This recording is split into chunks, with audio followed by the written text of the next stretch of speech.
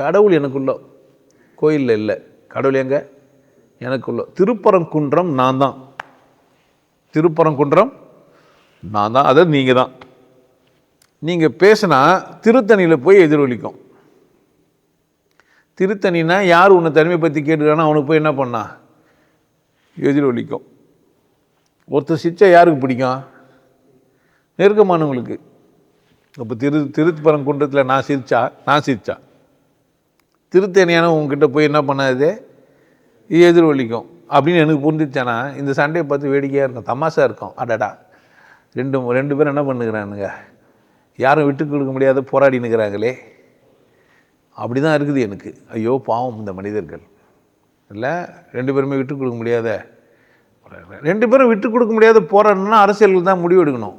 ஏன் ஆட்சி பீடம் யாருக்கே? அவரு தான். அவர் சொன்னால் எல்லோரும் என்ன தான் பண்ணி ஆவாங்க, கீழ்ப்பஞ்சு தான் ஆகணும். 144 அப்படின்னா நம்ம என்ன தான் ஆகணும், வீட்டுக்குள்ளே தான் இருக்கணும், வெளியே வரலாம் வர முடியாது. அப்போ நம்ம எல்லாம் அரசுக்கு கட்டுப்பட்டவர்கள். ஆமாம் தானே?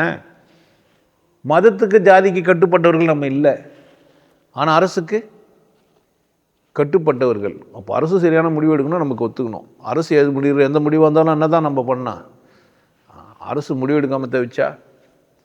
இப்போது அவங்க பக்கம் ஒரு கேள்வி கேட்குறாங்க, அரசு இந்து அறநிலைத்துறையை வச்சுனுக்குது. அரசு என்ன பண்ணுது? இந்து அறநிலைத்துறையை வச்சுக்குது. இந்துக்களுக்கு நல்லது பண்ணுறதுக்கு தானே உங்ககிட்ட அதை கொடுத்துக்குறோம், வச்சுக்கோ, இல்லைன்னா கொடுத்துரு. என்ன பண்ண நீ வச்சினா எங்களை என்ன பண்ண வாழ்வை. இப்போ இந்த பிரச்சனைக்கு அரசு முடிவெடுக்குதுன்னு சொன்னால் இந்து அறநிலைத்துறை போய் பேசுது.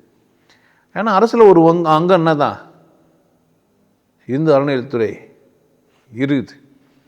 அப்போ இஸ்லாமிய அறநிலைத்துறை அரசுக்கிட்ட இருக்குதா? தெரியல. வக்பு வாரியம் இருக்குது, அதுவும் அரசுக்கிட்ட தான் இருக்கலாம், எனக்கு தெரில. வக்பு வாரியம் அரசுக்கிட்ட இருக்குன்னா அப்போ ரெண்டும் அரசுக்கிட்ட தானே இருக்குது, ரெண்டு மதத்தையுமே. அப்போ அரசு நல்ல முடிவு எடுத்துகிட்டு போகலாம் தானே. யாருக்கோ ஒருத்தருக்கு புரிய வச்சுன்னு அது கொகை கொஞ்சம் ரொம்ப நாளாக பண்ணுகிறாங்க.